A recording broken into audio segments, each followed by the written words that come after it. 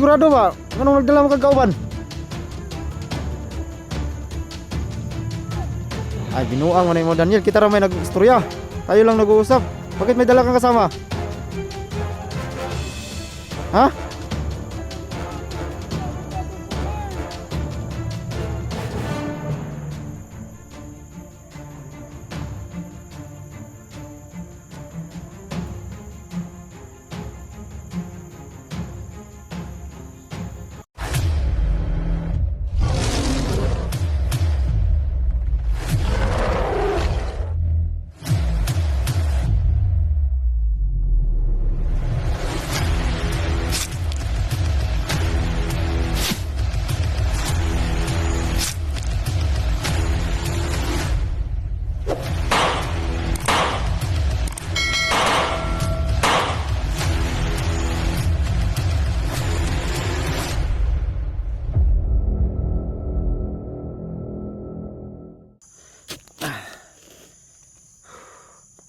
Alis ka na? Lagi mong tandaan ha, yung sinasabi ko sa iyo. Ingat ka, Bibilimel. Bakit? Bakit ka huminto?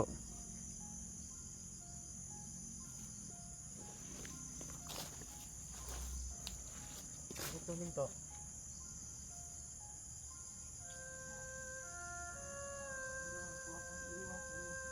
Ha? Iwan? Ano yun?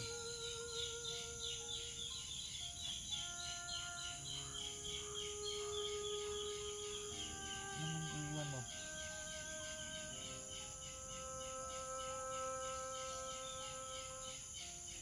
Anong gawin mo dyan?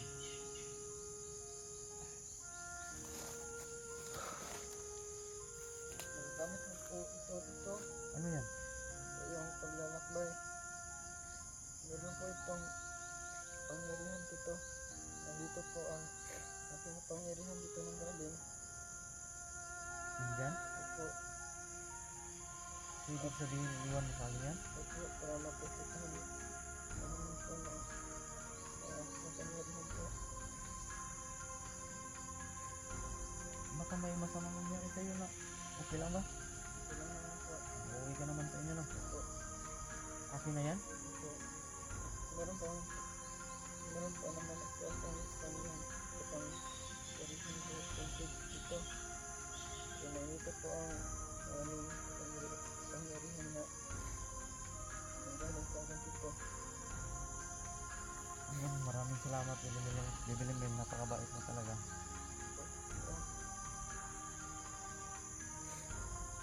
At ibigay mo rin ito sa iyong anak ito. Maaari po ito yung pamitin. Maaaring gamitin. Ako, Sana ako. ito, Maraming salamat, Bibilimel. Napakabait. Pagkita ka talaga bata. ito ka mag-alala. Alagaan ko ito. Napakabait mo talaga bata. Mag-iingat ka.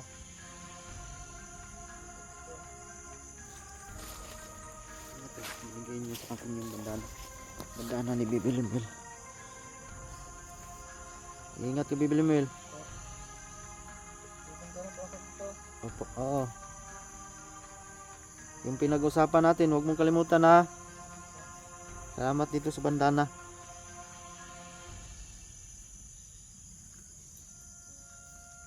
Alis na siya mga tol.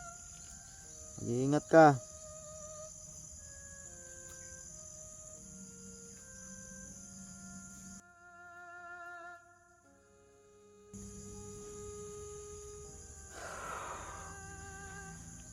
Ay.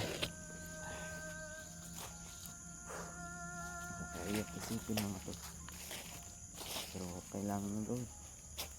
Wala akong magawa. Dahil ayaw kong mapahamak si Bibilimel. So, yan mga tol ay binigay niya yung bandana niya sa akin mga tol. Hindi ko talaga inaasahan na ibibigay niya sa akin ito. Sobrang saya ko dahil ako yung napili niya mga tol. Nandito daw yung lahat ng kapangyarihan ni Bibi Limel. Siyempre, aalagaan ko to mga tol.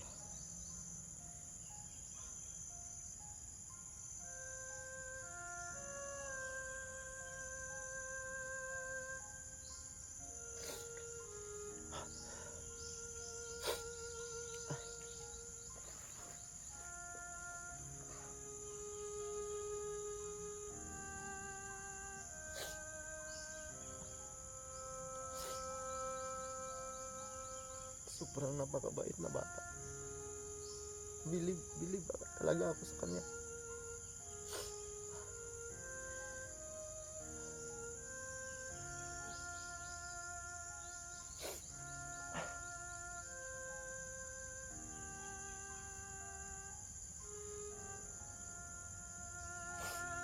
Hindi ko kasi kaya mga tol na may masamang mangyari sa kanya mga tol. Kaya, pinili ko pa na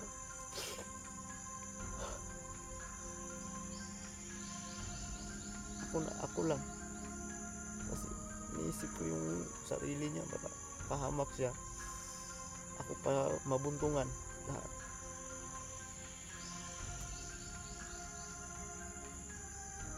Napakabait na bata. Iniwan niya pa yung bandana sa akin. Sobrang saya ko talaga mga tol.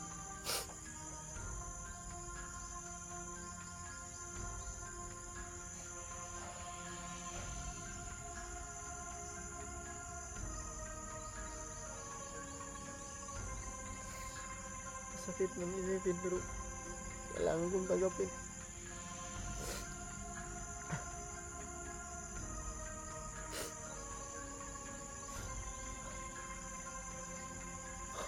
Grabe, sobrang iyak ng bata mga tol. Sobrang sakit sa akin.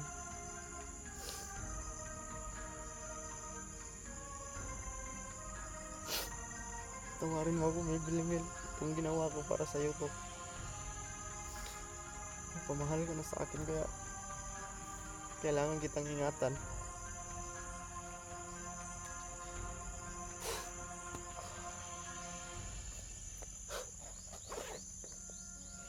Mag-iingat ka. Akong gabay. Mahal na mahal ka ni Tito Junji mo.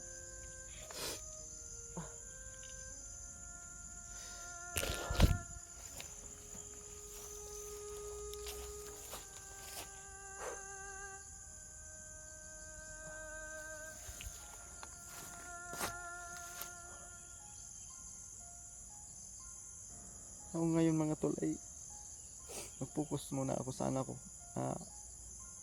Mahanap siya talaga.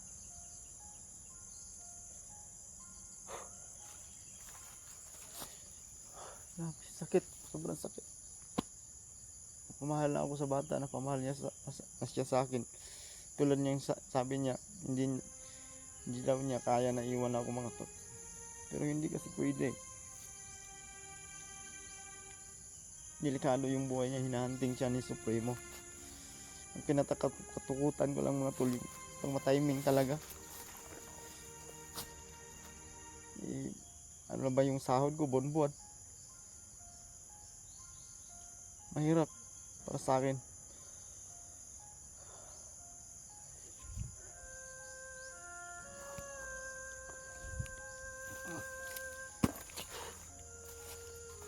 Mga tol, pupuntahan ko yung area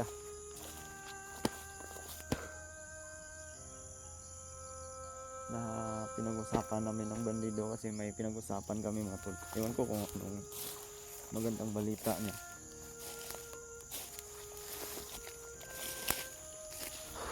Tawarin mo ako, bibilimin. Dahil sa pagmamahal ko sa'yo,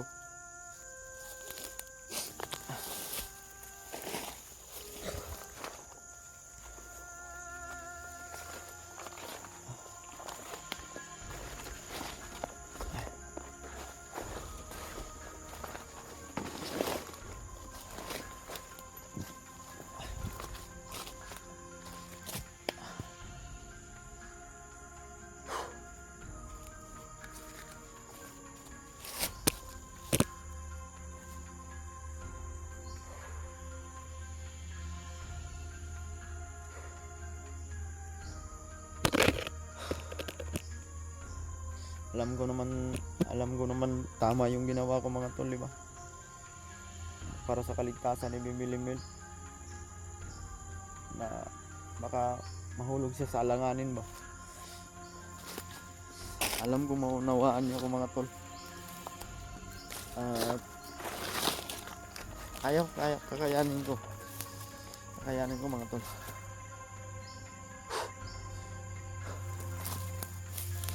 Para sa iyo itong ginawa kong Bibilimil.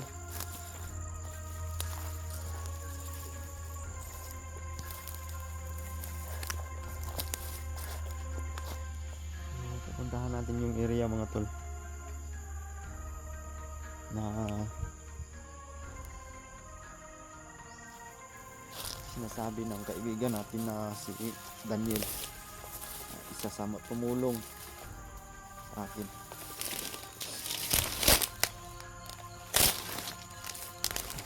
Medyo hindi naman kalayuan yun mga tol, at binigyan naman tayo ng pangontra. Yung bandaan na ni Bibilimil na sa akin. Salamat talaga ako sa batang pakabuti, napakabait na bata. Wala talaga akong masabi sa kanya.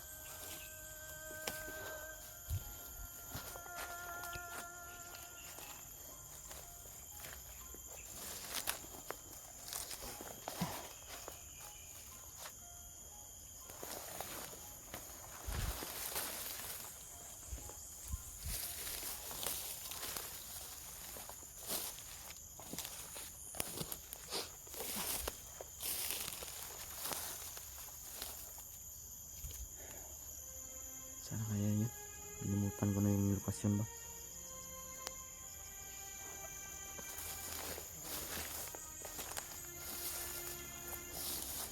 Sana may magandang balita yung kaibigan nating bandido mga tol, na gustong magbagong buhay. At nangako na rin naman ako sa kanya na tutulungan ko siya para makapagsimula. Basta magtulungan lang kaming dalawa mga tol.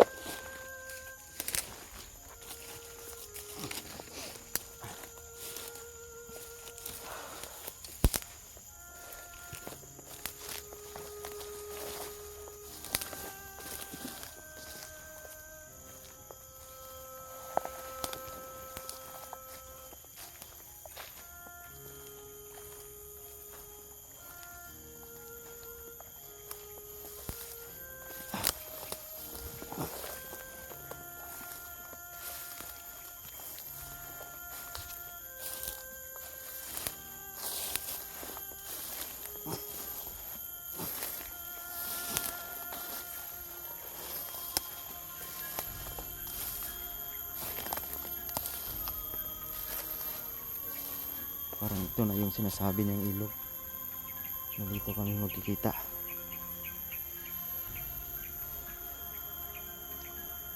Ito na nga to. Dito na nga. Ito yung sinasabi niya sa akin. Pero bakit wala ka siya dito? Hintayin ko na lang muna dito mga tol.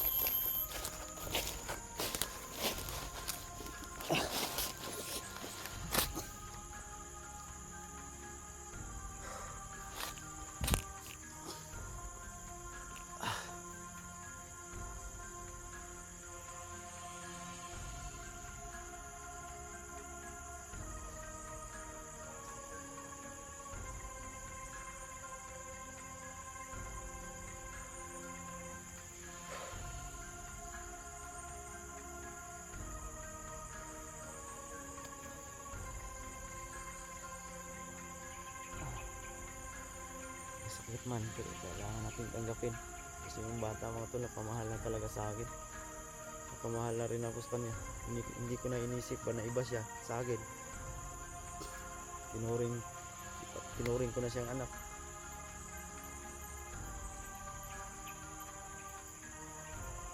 At saka yung cellphone niya mga tol, pinadala ko sa kanya mga tol. Pinadala ko sa kanya. Itago niya, safety niya.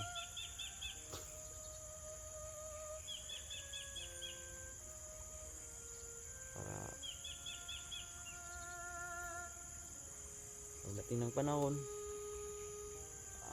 pag masettle na po lahat, ay kapag tapos na ako magpagpaalam sa kanyang magulang, ay gusto ko magpa-vlog siya. Iwan ko kung makaya ba niyang papiliin ko siya, mag-aral ba siya o mag-vlog. Yun ang plano ko mga tol. Hintayin lang natin yung kaibigan natin dito.